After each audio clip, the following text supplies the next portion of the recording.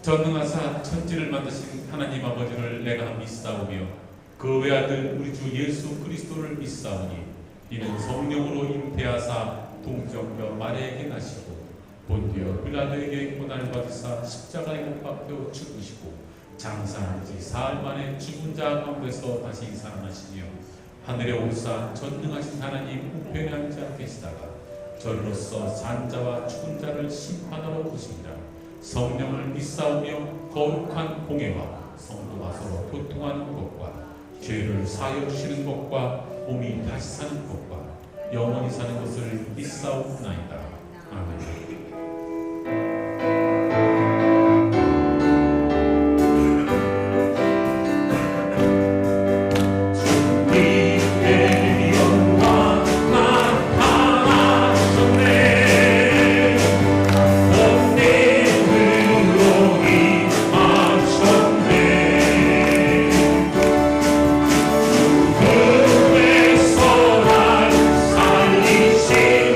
주 성령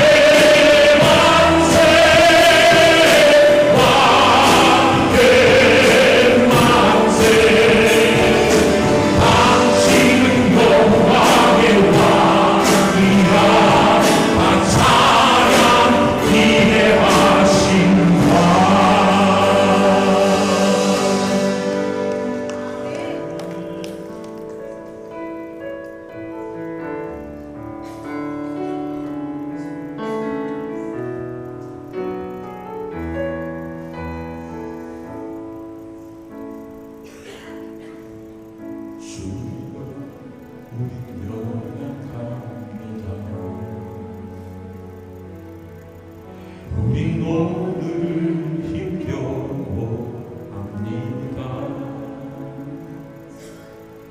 두드리며 살기에 부족합니다. 우린 연약합니다. 주여 우린 넘어집니다. 주여 우린 넘어집니다.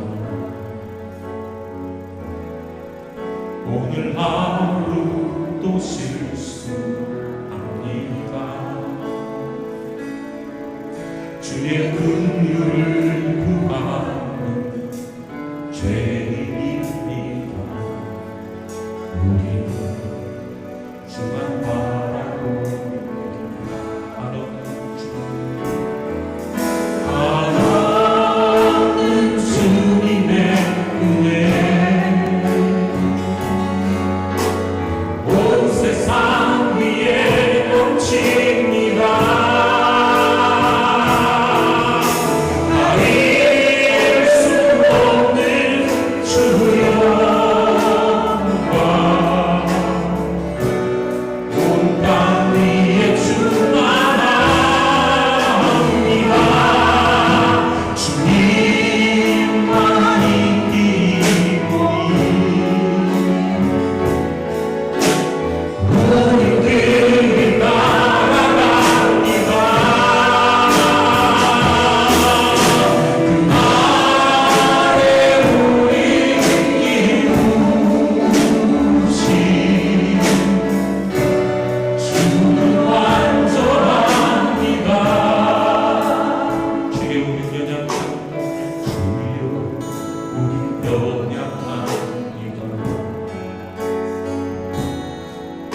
우리 오늘은 힘겨워 주도 잃으며 살기에 잃으며 살기에 부족합니다. 우리 연약한 주여 우리 넘어집니다. 주여 우리 넘어집니다. 오늘 하루 또 실수합니다. 오늘 하루 또 실수합니다. 주의 눈물과 주의 눈물을 보아니 죄인입니다. 우리 주만 바라보고 주만 바라보고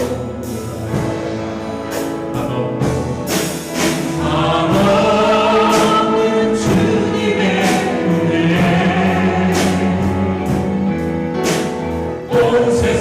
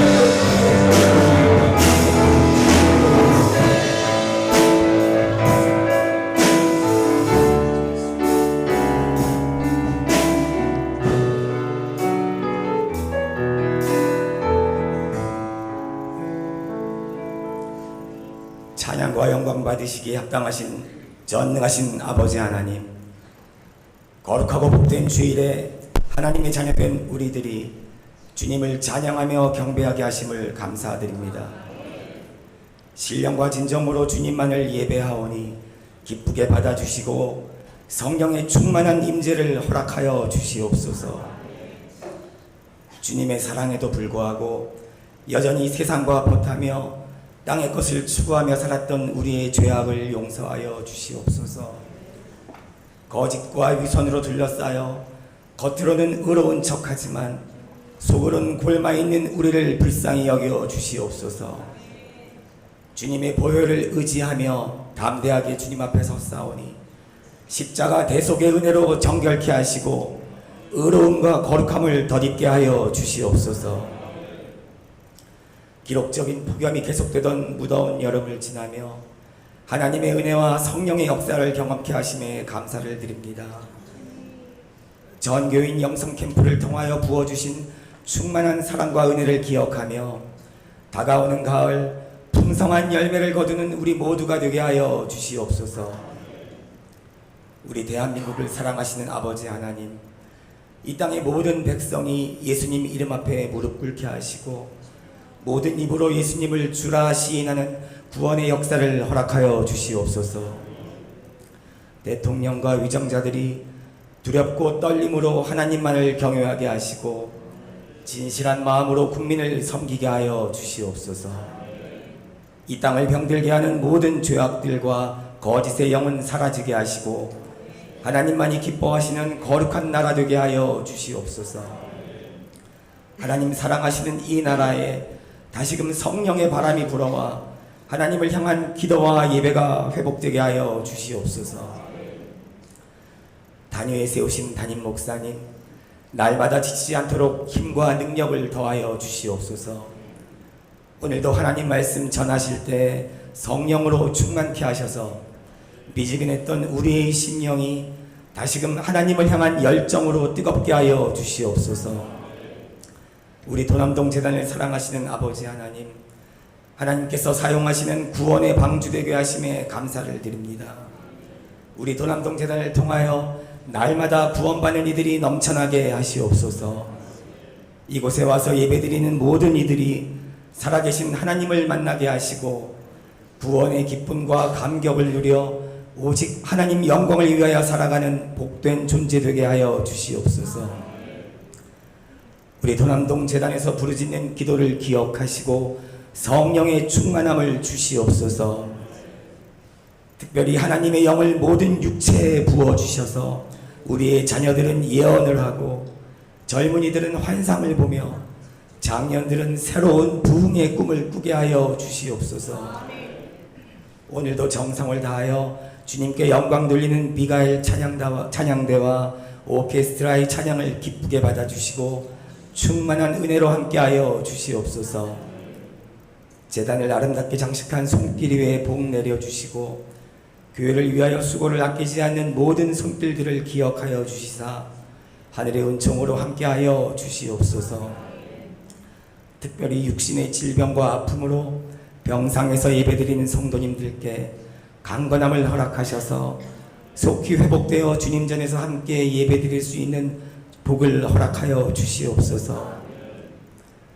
우리에게 소망을 주시는 아버지 하나님, 오늘 하루도 겸손히 주님 앞에 무릎 꿇게 하시옵소서. 그 꿇은 무릎에서 치료가 나오게 하시고 믿음이 회복되는 은혜가 임하게 하시며 내일에 대한 소망과 기쁨으로 한 주간을 살아가게 하시옵소서. 오늘도 우리 예배를 기쁘게 받아주실 줄 믿사오며 지금도 살아계셔서 언제나 함께 하시는 우리 주 예수 그리스도 이름으로 기도하였사옵나이다. 아멘. 하늘에 계신 우리 아버지여, 이름이 거룩히 여김을 받으시오며 나라가 임하시오며 뜻이 하늘에서 이루어진 것 같이 땅에서도 이루어집니다. 오늘 우리에게 일용할 양식을 주시옵고 우리가 우리에게 죄 지은 자를 사하여 준 것 같이 우리 죄를 사하여 주시옵고 우리를 시험에 들게 하지 마시옵고 다만 악에서 구하시옵소서. 나라와 권세와 영광이 아버지께 영원히 싸웁니다. 아멘.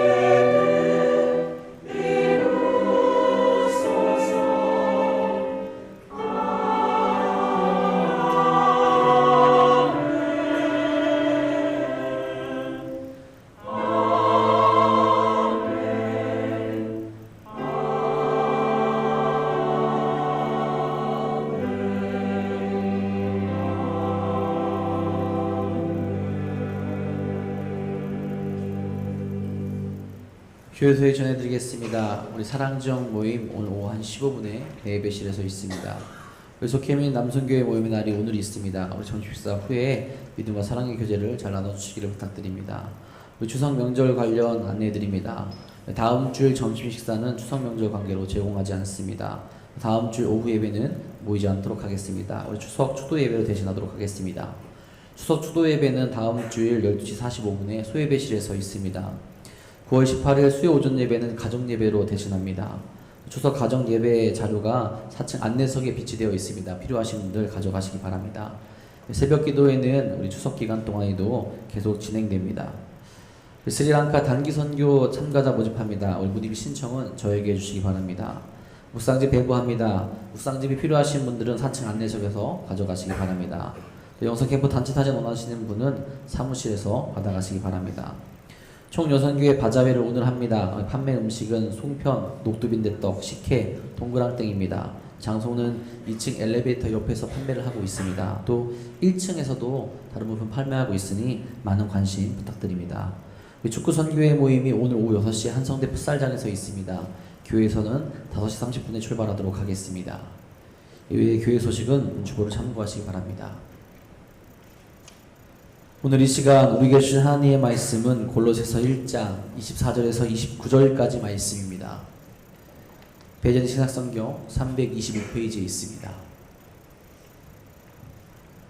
다 함께 일어나셔서 오늘 이 시간 우리에게 주신 하나님의 말씀 한 목소리로 받들어 읽도록 하겠습니다. 나는 이제 너희를 위하여 받는 괴로움을 기뻐하고 그리스도의 남은 고난을 그의 몸된 교회를 위하여 내 육체에 채우노라. 내가 교회의 일꾼 된 것은 하나님이 너희를 위하여 내게 주신 직분을 따라 하나님의 말씀을 이루려 함이니라. 이 비밀은 만세와 만대로부터 감추어졌던 것인데 이제는 그의 성도들에게 나타났고 하나님이 그들로 하여금 이 비밀의 영광이 이방인 가운데 얼마나 풍성한지를 알게 하려 하심이라. 이 비밀은 너희 안에 계신 그리스도시니 곧 영광의 소망이니라. 우리가 그를 전파하여 각 사람을 권하고 모든 지혜로 각 사람을 가르침은 각 사람을 그리스도와 안에서 안전한 자로 세우려 함이니 이를 위하여 나도 내 속에서 능력으로 역사하시는 이의 역사를 따라 힘을 다하여 수고하노라. 아멘.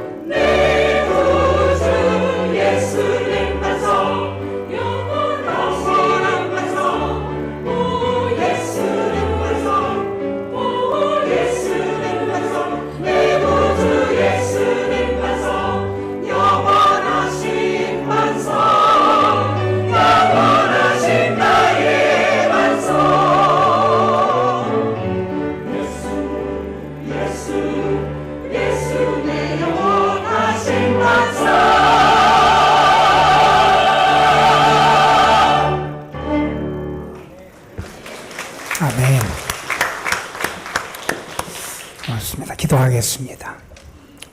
주님을 만나는 이 시간, 우리의 마음이 더 정결하게 하시고 주님을 바라보게 하시고 주의 은혜를 갈망하게 하여 주옵소서.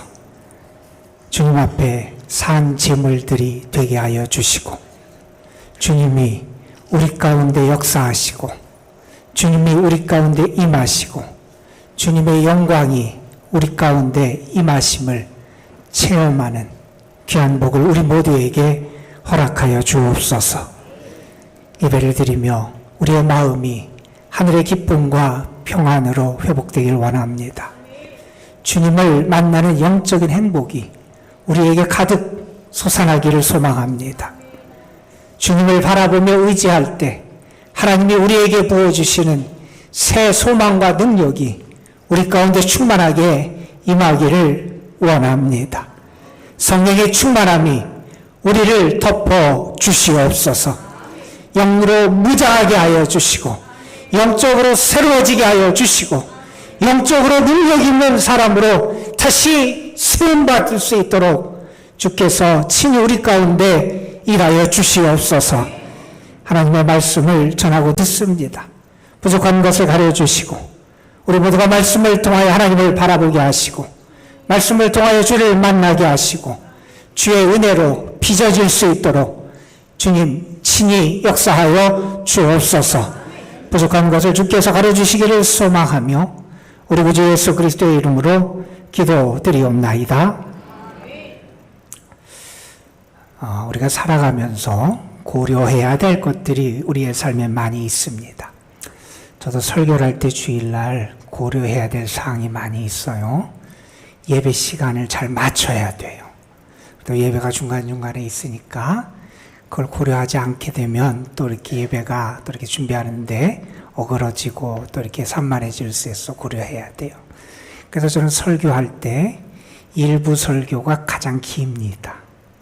원고대로 그대로 대부분 설교하기 때문에 일부 예배 설교를 듣는 분이 제일 길고 2부 예배 때가 제일 짧습니다. 오늘 같은 경우는 1부보다 한 10분 정도 짧게 설교를 했던 것 같아요. 그리고 3부는 그래도 우리 다음에 예배가 없어서 식사 시간이라 그런 것에 조금 구애되지 않고 설교를 하게 됩니다. 여러분, 우리의 인생에서 우리의 신앙의 여정에서 우리가 고려해야 될 것을 잘 고려해야 되고요. 우리의 삶에서 무엇이 중요한지를 잘 알고 살아가는 지혜가 필요합니다. 여러분, 우리의 인생 여정, 아니 신앙 여정에서 가장 중요한 것이 무엇이라고 여러분은 생각하십니까? 우리의 삶에서 가장 중요한 것은 하나님을 잊지 않고 살아가는 겁니다. 여러분, 우리가 하나님을 잊거나 하나님을 놓치고 살아가게 되면 무언가 잘 될 때는 교만해지고요. 무언가 일이 안 될 때는 절망의 구렁텅이에서 벗어나지 못하는 그런 상황을 맞이하게 됩니다. 여러분, 우리의 믿음의 선배들은 어떻게 살아갔습니까? 우리의 믿음의 선배들은 무언가 기쁠 때는 모든 것을 하나님의 은혜로 알았습니다. 그래서 감사하며 하나님을 찬양하며 살았습니다. 그리고 무언가가 뜻대로 되지 않거나 어려울 때, 고통 속에 있을 때 우리의 믿음의 선배들은 하나님을 향한 소망과 믿음으로 기도하며 살았습니다. 여러분, 지난 한 주간 여러분은 하나님을 늘 기억하며 사셨습니까?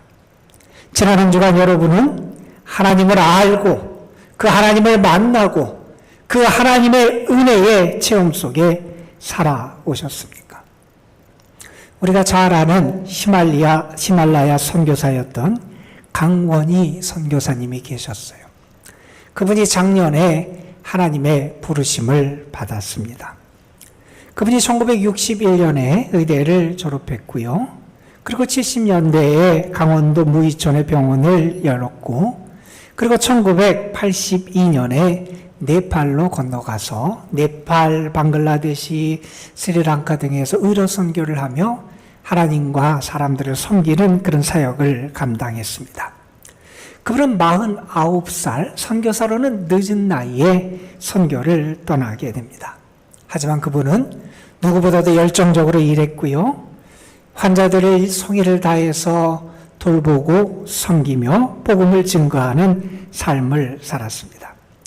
그분이 잘 되는 병원을 내려놓고 선교를 가겠다 이렇게 했을 때 그분의 가족 그리고 주변에 있는 사람들이 다 뜯어 말립니다. 그때 그분이 뭐라고 하면서 사람들을 설득했냐 하면 이런 이야기를 했다 그럽니다. 나는 내 인생의 가운데 토막을 하나님께 드리고 싶다. 내 인생의 끄트머리 얼마를 하나님께 드리는 게 아니라 내 인생의 가운데 토막, 그 토막을 나는 하나님께 드리고 싶다. 이러한 믿음으로 사람들을 설득했고요. 그래서 그는 49살의 나이에 선교지로 떠나게 됩니다. 병원에 오는 환자들도 돌보고요. 병이 심해서 병원을 찾아오지 못하는 환자들을 방문해서 치료하고 섬기는 사역을 합니다. 그리고 때로는 자신의 피를 수혈해서 환자를 고치기도 하고요.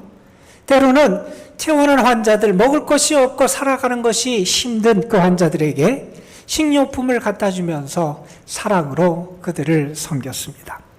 그래서 그 주변에 있던 사람들이 그 선교사를 이렇게 불렀습니다. 히말라야의 슈바이처다. 그는 그러한 아름다운 삶을 살았어요. 그런데 그분에게 한 번은 이러한 일이 있었다 그럽니다. 30대의 한 여자 환자가 찾아왔는데 진찰을 해보니 그가 장폐색에 걸린 겁니다. 마취라고 급하게 수술을 하지 않으면 안 되는 그러한 상황이었습니다. 장비도 제대로 없고요. 또 그렇게 수술을 하다가 지금 상황이 어떤지 모르는데 그가 어떤 음식물 갖고 있던 그 몸속에 있던 음식물이나 그가 어떤 소화액이 폐로 역류해서 들어가면 폐렴에 걸려서 또 위험할 수도 있는 그런 상황이었다.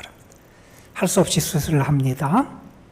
그런데 수술 말미에 그 환자의 그러한 그가 호흡을 하다가 그래서 폐로 오물이 들어가게 됩니다. 그리고 흡인성 폐렴에 걸리게 됩니다. 환자의 상황이 점점 악화되고요. 죽음의 문턱 앞에 이르렀다 그럽니다. 그가 할 수 있는 게 없었어요. 그래서 어떻게 했느냐? 하나님 앞에 기도합니다. 조용한 곳을 찾아가서 무릎을 꿇고 하나님 앞에 기도합니다. 하나님이 부르셔서 제가 이곳에 왔는데 하나님 저 환자를 제발 하나님 살려주십시오. 이제 제 능력 밖의 일입니다. 주님 도와주십시오. 그렇게 주님에게 간절히 기도를 합니다. 그리고 얼마의 시간이 지난 다음에 그 환자를 다시 찾아갑니다. 그런데 하나님의 도움의 손길이 임했던 것 같아요. 환자가 회복되기 시작합니다. 환자가 살아났습니다. 하나님 앞에 감사하다고 탄성을 지릅니다. 여러분, 우리에게 인생의 고난이 찾아오기도 합니다. 그런데 우리는 그 삶의 자리에서 절망만 하고 있지 않는 게 우리 신앙인입니다. 살아가다가 일이 내 뜻대로 되지 않을 때 있습니다. 사업을 하다가 사업이 실패할 수도 있습니다. 하지만 우리 신앙인은 낙심하고만 있는 그런 사람이 아니라는 사실입니다. 아무것도 할 수 없을 때가 있습니다. 그러나 그때 우리는 기도할 수 있습니다. 왜요? 지금도 살아 계시고 우리의 기도에 응답하시는 하나님이 계시기 때문입니다. 여러분, 우리는 그 하나님을 기억하며 살아가는 사람입니다. 그 하나님의 은혜를 입고 살아가는 신앙의 놀라운 신비를 경험하며 살아가는 사람, 그것이 바로 우리 신앙인들이다 하는 겁니다. 우리가 때로 세상을 살아가다 보면 세상에 대해 실망스러울 때가 많이 있어요. 왜 세상이 이 모양인가? 왜 이 사회가 이 모양인가? 때로는 이 나라가 왜 이 모양인가? 우리가 실망스러울 때가 있습니다. 그런데 그 세상에서 내가 할 수 있는 일이 아무것도 없다고 하는 무력감을 느낄 때도 있습니다. 세상은 점점 안 좋아지는 것 같고요. 세상은 점점 악해지는 것 같고요. 선한 영향력은 점점 사라지는 것 같은데 내가 할 수 있는 일이 없습니다. 내가 무언가를 해도 아무 티도 나지 않는 것 같습니다. 이것이 도대체 무슨 의미가 있을까? 이렇게 무기력감을 느끼며 탄식할 때도 있습니다. 여러분, 인간적인 관점에서 보면, 인간의 감정으로만 보면 그럴 수 있습니다. 그러나 여러분, 우리는 믿음의 사람입니다. 우리에게는 하나님이 계시잖아요. 우리는 그 하나님을 잊어서는 안 되는 사람이라는 거예요. 여러분, 우리의 신앙에서, 우리의 삶에서 가장 위태로운 때가 언제인지 아십니까? 지금 여기 내 눈앞에 보이는 게 닿은 것처럼 여겨질 때가 가장 위험한 때입니다. 왜요? 그때 나는 하나님을 놓치고 있기 때문입니다. 여러분, 저는 여러분이 하나님을 기억하는 신앙이 되기를 간절히 소망합니다. 눈앞에 있는 현실, 그것이 다로 여기지만 그것에 압도되고 맙니다. 잘 되면 교만해지고요. 안 되면 낙심하고 절망하고 말게 되어 있다는 겁니다. 여러분, 믿음의 길은 우리에게 많은 것을 가르쳐 줍니다.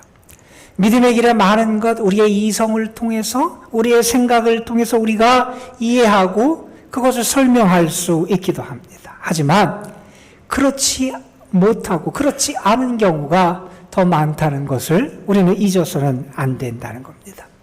그래서 신앙에서 많이 사용하는 단어가 비밀 혹은 신비라는 그러한 단어입니다. 여러분, 눈에 보이는 게 다면 비밀도 없습니다. 눈에 보이는 게 다면 신비도 존재하지 않는다 하는 겁니다. 여러분, 비밀이라고 하는 말은 무언가 숨겨진 사실을 그것이 있고 누군가는 그것을 알고 누군가는 그것을 알지 못할 때 우리는 비밀이라는 단어를 씁니다.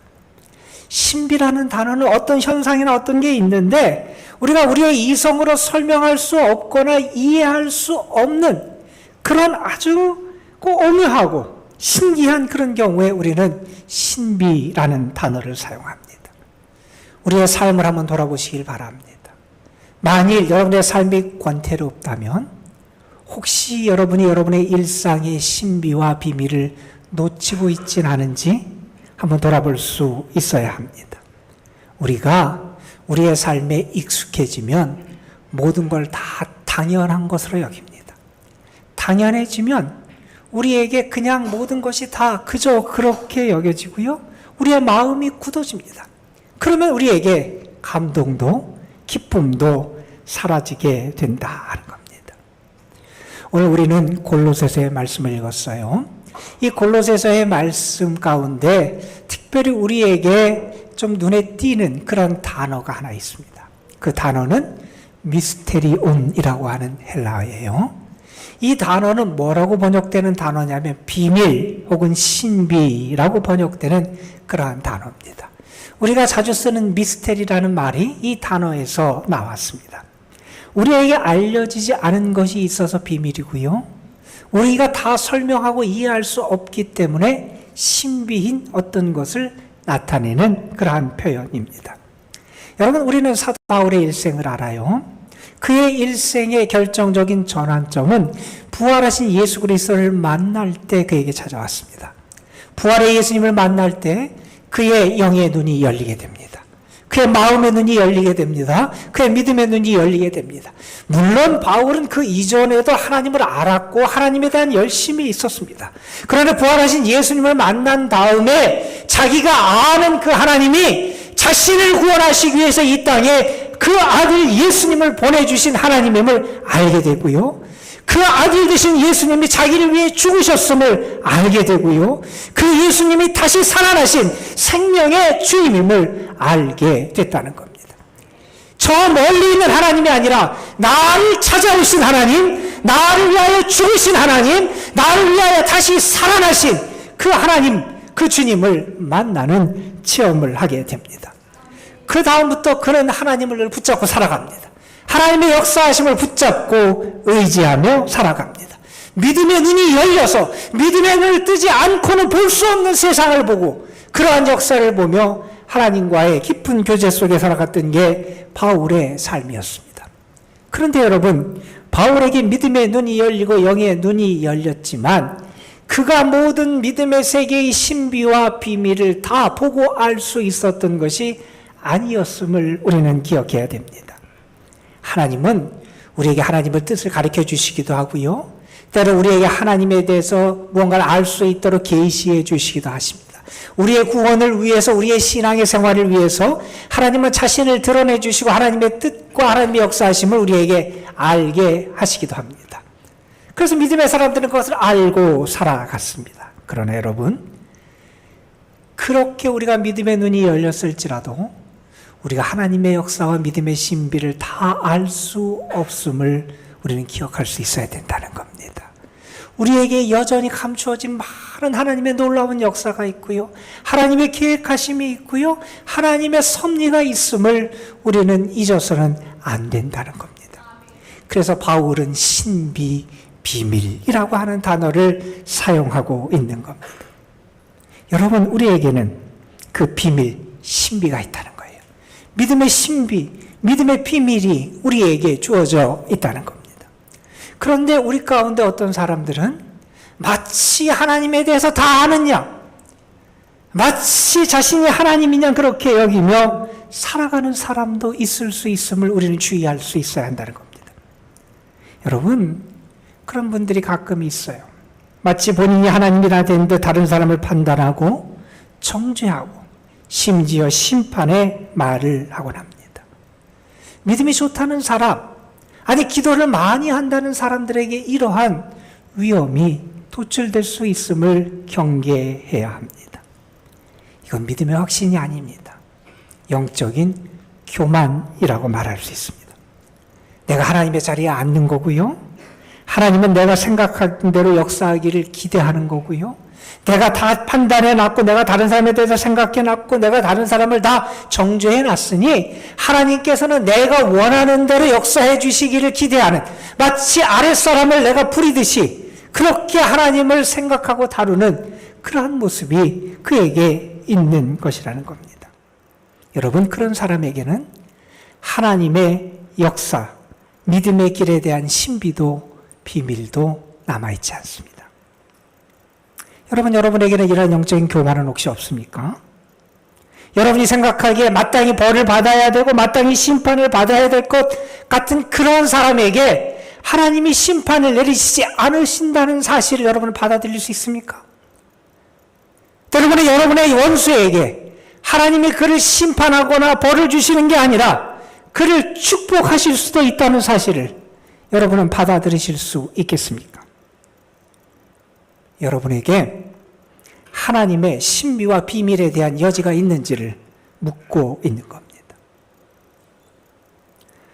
오늘 골로새서에서 사도는 우리에게 신앙의 신비, 비밀 몇 가지를 우리에게 언급합니다. 먼저 오늘 말씀 27절에 보면 사도는 이런 얘기를 합니다.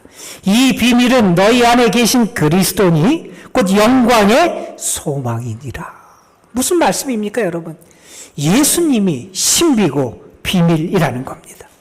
예수님이 어떻게 태어나셨는지, 예수님께서 어떻게 사셨는지, 예수님께서 무슨 일을 하셨는지, 예수님께서 어떤 말씀을 하셨는지, 예수님께서 어떻게 우리를 위하여 죽으셨는지, 그 예수님이 어떻게 다시 살아나셨는지, 그 예수님의 하늘에 어떻게 승천하셨는지, 그 승천하신 주님 우리 가운데 어떻게 역사하고 계신지, 그 예수님이 다시 오셔서 우리를 어떻게 하나님의 나라로, 새하늘과 새 땅으로 부활 생명으로 인도하실지, 그 모든 게 신비고 비밀이라는 겁니다. 물론 우리는 그것에서 알고 있습니다. 어릴 때부터 신앙생활을 그것에서 많이 들었을 겁니다. 신앙생활에 열심히 쌓이면서 우리가 예수님에 대해서 많이 안다고 생각할 겁니다. 그러나 여러분, 예수님은 여전히 더 놀랍게 역사하시는 하나님의 능력자이시고 우리의 구원자가 되시는 분이라는 겁니다. 예수님에 대한 더 많은 것이 여전히 가려져 있다는 겁니다. 그런데 여러분은 정말 그 예수님을 알며 그 신비를 경험하며 신앙의 감동 속에 살아가고 있냐는 겁니다. 사도 바울은 오늘 말씀에서 우리에게 예수님의 신비를 몇 가지로 이렇게 설명합니다. 그는 보이지 아니하는 하나님의 형상이 되시는 분이다. 그 예수님은 모든 피조물보다 먼저 나신 분이고 만물이 그를 위해서 창조되었고 만물은 그를 안에서 그 안에서 서서 존재하는 것이 바로 예수님이다. 이런 얘기를 합니다. 또한 이런 얘기도 합니다. 예수님 그는 그분 안에는 지혜와 지식의 보화가 담겨 있다고 말합니다. 예수님의 신성의 충만함이 그 예수님에게 머물러 있다고 말하기도 합니다. 여러분 이런 표현들을 통해서 예수님을 왜 지금 바울이 설명하고 있습니까? 예수님의 신비가 무엇인지 예수님의 비밀이 무엇인지를 성도들에게 알려주고 싶은 겁니다. 자기가 할 수 있는 모든 표현, 자기가 아는 모든 지식, 자기가 사용할 수 있는 모든 수사법을 동원해서 예수님이 얼마나 위대하고 신비로운 분인지를 우리에게 전해주고 있는 겁니다. 저는 여러분이 그 예수님을 더 많이 알아가게 되기를 주님의 이름으로 축복합니다. 여러분 예수님을 알면 알수록 나에게 그 은혜가 더 크고 예수님을 알아가면 알아갈수록 그 사랑이 나에게 더 크고 예수님을 알아가면 알아갈수록 그분의 은혜 안에 내가 거함이 얼마나 큰 행복인지를 경험하는 그 축복이 여러분에게 임하기를 주님의 이름으로 축원합니다. 여러분 바울은 또한 이런 얘기도 합니다. 교회가 그리스도야 또한 신앙의 신비이고 비밀이라고 말합니다.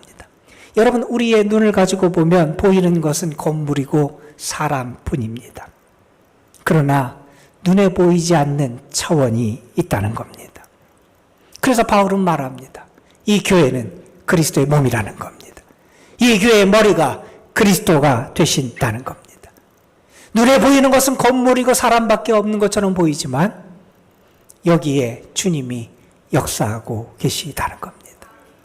주님이 계시고 우리는 머리 대신 그분에게 연결되어 있고 서로에게 연결되어 있어서 주님이 우리에게 주시는 은사대로 어떤 사람은 손으로 어떤 사람은 눈으로 어떤 사람은 발로 각각의 지체대로 자기에게 역사하시는 주의 은혜를 따라서 머리 되시는 주님의 뜻을 이루어가는 그러한 공동체가 이 교회라는 겁니다. 이곳에 하나님이 계시다는 겁니다. 주의 역사가 있다는 겁니다. 여러분 미국에서 이민 생활을 했던 한 불행한 신앙인에 대한 이야기가 있습니다. 그분은 미국에 이민을 가서 신앙생활을 했는데 미국에서 이민 가서 신앙생활을 한 기간이 22년이었다 그럽니다. 그런데 그가 22년 동안 찾아다닌 교회가 몇 교회였냐? 108교회였답니다. 1년에 5차례 이상씩 교회를 옮겨 다녔습니다. 여러분, 아마 그분은 아주 자기 생각에 이상적인 교회를 찾아다녔을 수 있습니다. 그가 보기에 교회에 가서 보면 목회자의 허물도 보였을 겁니다.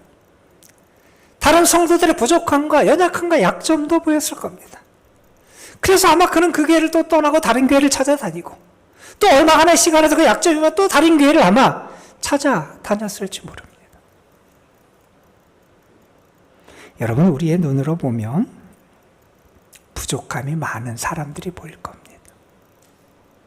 연약한 사람들이 보일 겁니다. 때로는 그 교회의 시설이라든지 어떤 기반 시설이라든지 하찮아 보일 수도 있습니다. 그러나 여러분 우리는 교회를 하찮게 보는 오류를 조심해야 됩니다. 함부로 대해서는 안 된다는 겁니다.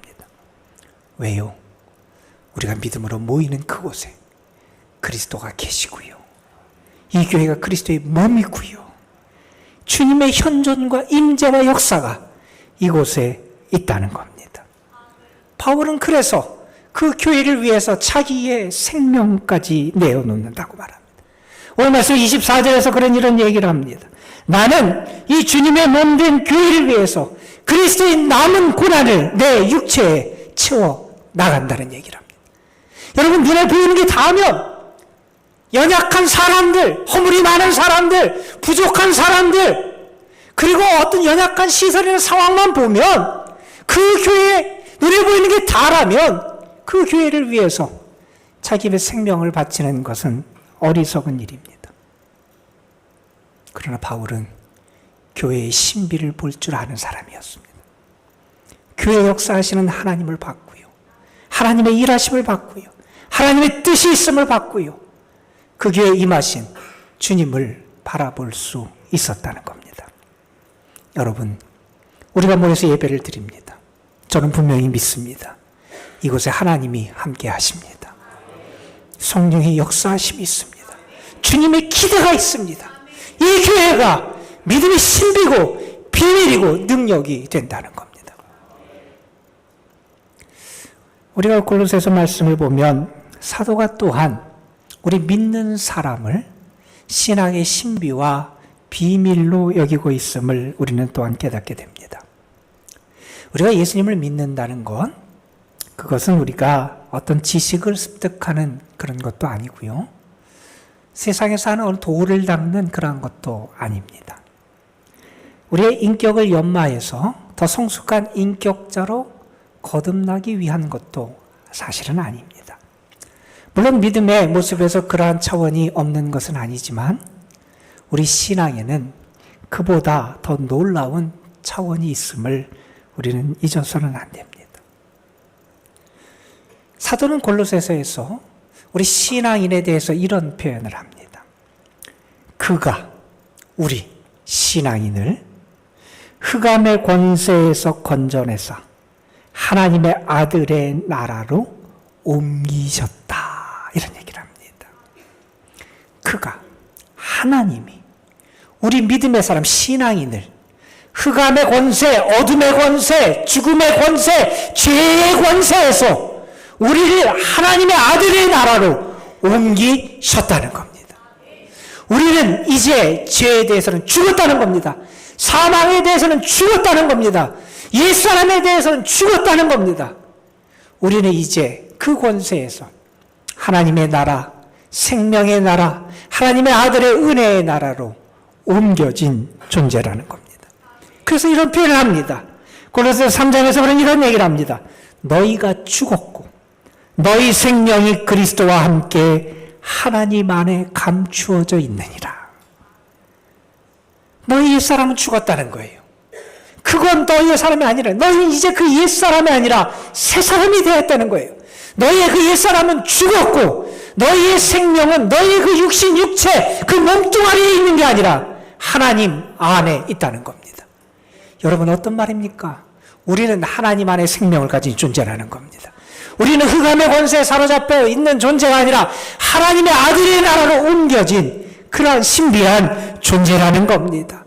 그래서 바울은 이런 얘기까지 합니다. 오늘 말씀 28절에 보면 그래서 나는 내가 정말 수고하고 애쓰고 선교하고 교회를 위해서 성도들을 양육하기 위해서 노력하는 이유가 뭐냐? 28절에 이런 얘기를 합니다.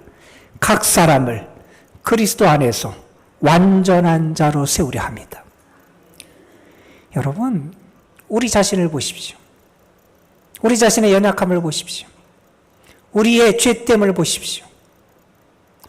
그런 우리가 어떻게 완전해질 수 있습니까? 인간적인 차원에서 우리를 보면 우리는 결코 완전해질 수 없습니다. 그러나 바울은 말합니다. 우리는 흑암의 권세, 옛사람에 사로잡혀 있는 존재가 아니라 하나님의 아들의 나라로 옮겨진 존재라는 겁니다. 우리는 새 사람이 된 존재라는 겁니다. 그래서 우리는 우리의 삶에 놀라운 변화의 역사를 이룰 수 있다는 겁니다. 하나님의 생명이 우리에게 있고 예수 그리스도의 능력과 성령의 능력이 우리에게 있을 때 우리는 온전한 사람으로 성숙되고 변화될 수 있다는 겁니다. 이게 신앙의 신비고 우리 믿음의 사람의 신비다 하는 겁니다. 여러분 한번 주위 사람을 돌아보십시오. 옆 사람을 한번 보시기 바랍니다. 여러분 어떻게 보이세요? 옆에 계신 분이 예수 그리스도 안에서 죽었다가 새로 태어난 사람처럼 보이십니까? 옆에 있는 분 안에 있는 영원한 생명이 보이십니까? 여러분 옆에 있는 그분이 이미 하나님 나라 안에 살고 있는 사람으로 여겨지십니까? 옆에 있는 분이 그냥 몇 년 아니 몇십 년을 살다가 사라질 존재가 아니라 주님이 다시 오실 때 부활 생명으로 거듭날 존재로 보이십니까? 여러분, 우리의 인간적인 면만 보면 우리는 그렇게 될 수 없는 존재예요. 그러나 우리는 흑암의 권세, 옛사람의 권세가 아니라 하나님의 아들의 나라로 옮겨진 존재라는 겁니다. 그걸 알면 모르는 사람과 다르게 살아갑니다. 그 신앙의 비밀과 신비를 알면 그 비밀을 모르는 사람과는 다른 삶을 살아가는 게 우리의 삶의 열매가 된다는 거예요. 그래서 사도는 말합니다. 너희가 주님의 은혜로 그리스도와 함께 다시 살리심을 받았으면 이제는 위의 것을 추구하고 살아가라는 겁니다. 땅의 사람, 옛 사람, 그것에 얽매여 살아가지 말라는 겁니다. 어느 분이 어려운 일을 겪었어요. 그리고 몸도 약해지고 또 아파지면서 몸에 이런저런 변화도 생겼습니다. 그래서 삶이 참 고단해졌어요. 그런데 그분에게 정말 힘들었던 것은 누군가가 자꾸 미워지는 거였다는 겁니다. 그러지 않으려고 하는데도 자꾸 누군가가 미워지는 자신을 발견하고 했답니다. 그것이 마음에서 끝나면 좋을 텐데 때로는 말로, 행동으로 다른 사람에게 상처를 주곤 했다 그럽니다. 아마 우리 가운데도 그런 분들이 계실지 모르겠습니다. 자신이 살아온 삶이 억울하고요. 누군가가 미울 때가 있습니다. 그 감정에 이끌려서 나도 모르게 이런저런 말을 하고 행동을 합니다. 어느 노년의 목회자께서 자기의 경험을 통해서 이런 충고를 합니다. 우리가 미움이나 분노를 없애는 방법, 우리는 그걸 찾아요. 이런저런 방식을 통해서 찾는데 그분은 이런 얘기입니다. 내가 정말 미움과 분노를 없애려면 어떻게 없앨 수 있느냐?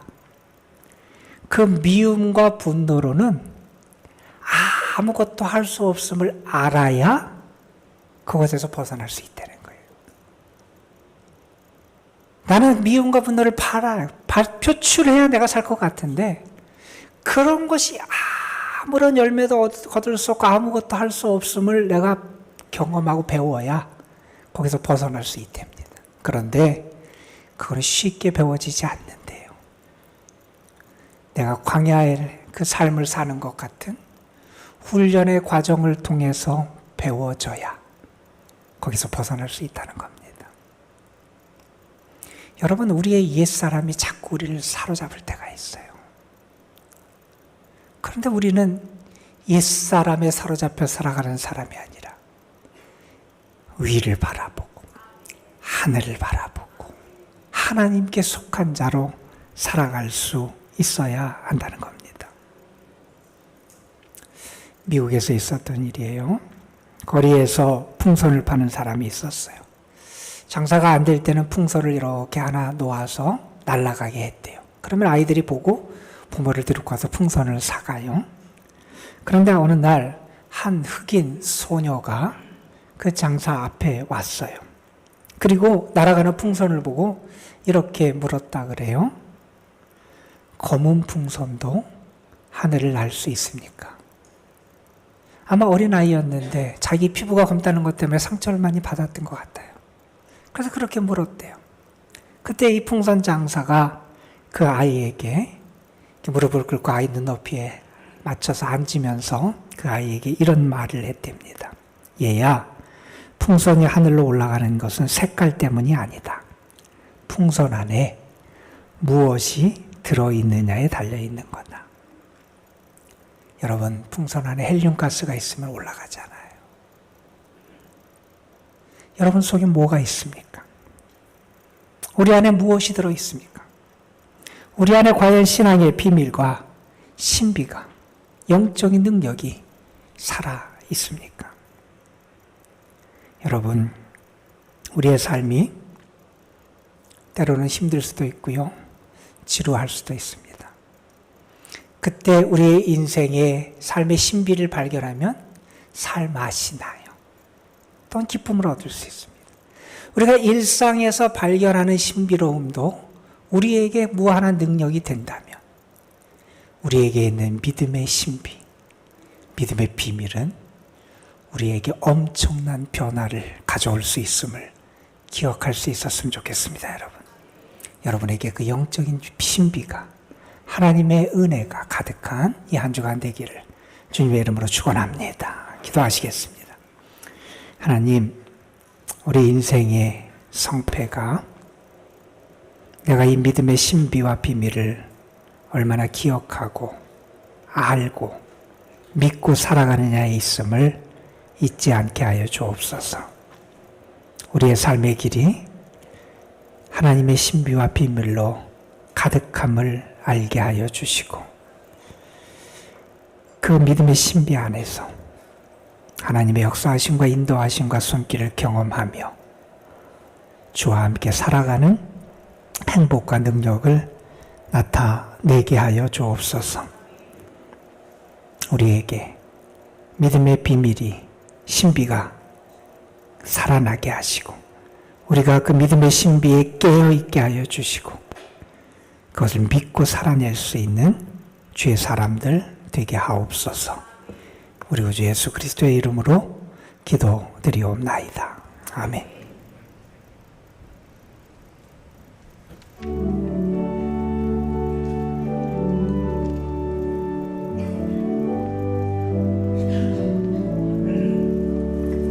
예수를 나의 구주 삼고 성령과 피로써 거듭나니 이 세상에서 내 영혼이 하늘의 영광 누리도다.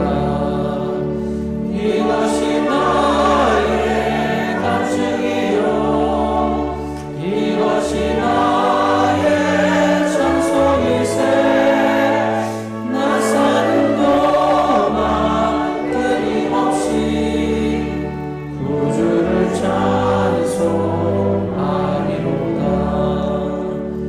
온전히 주께 맡기네요. 사랑의 음성을 듣는 중에 천사들 왕래하는 것과 하늘의 영광 보리로다. 이것이 나의 간증이요 이것이 나의 찬송일세. 나 사는 동안 끊임없이 구주를 찬송하리로다.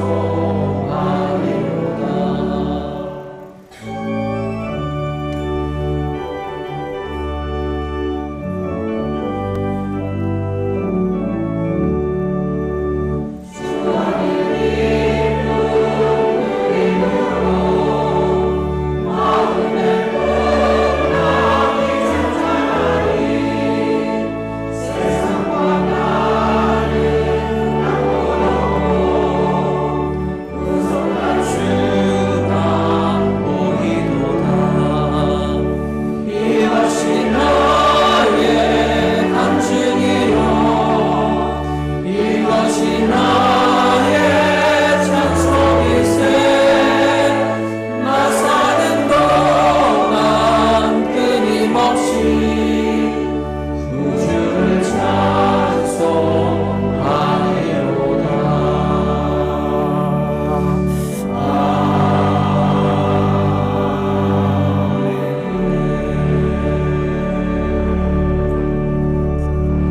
하나님을 잊지 않고 살아갈 수 있도록 믿음 주셔서 감사합니다. 하나님의 은혜를 잊지 않고 기억하며 하나님 앞에 감사와 사랑의 고백을 할 수 있도록 은혜 주심에 감사를 드립니다.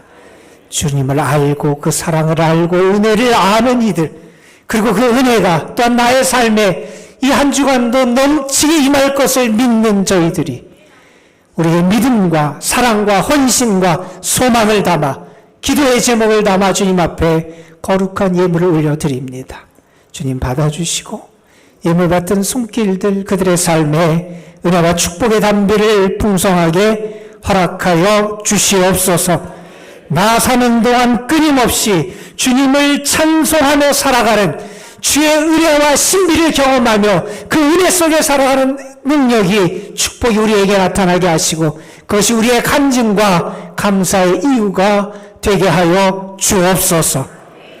이제는 우리 구주 예수 그리스도의 구원의 은혜와 아버지 하나님의 크신 사랑하심과 오늘도 우리 가운데 계셔서 우리의 눈을 열어주시고 영적인 신비의 세계를 보게 하시고 하나님을 온전히 바라보며 믿음 가운데 살아갈 수 있도록 도우시는 성령의 역사하심이 사랑하는 성도들, 저들의 가정과 저들이 수고하며 애쓰는 모든 일들 위에 주님의 거룩한 이 도남동 교회와 이 나라 이 민족 위에 이제로부터 영원토록 함께 하시기를 간절히 축원하옵나이다.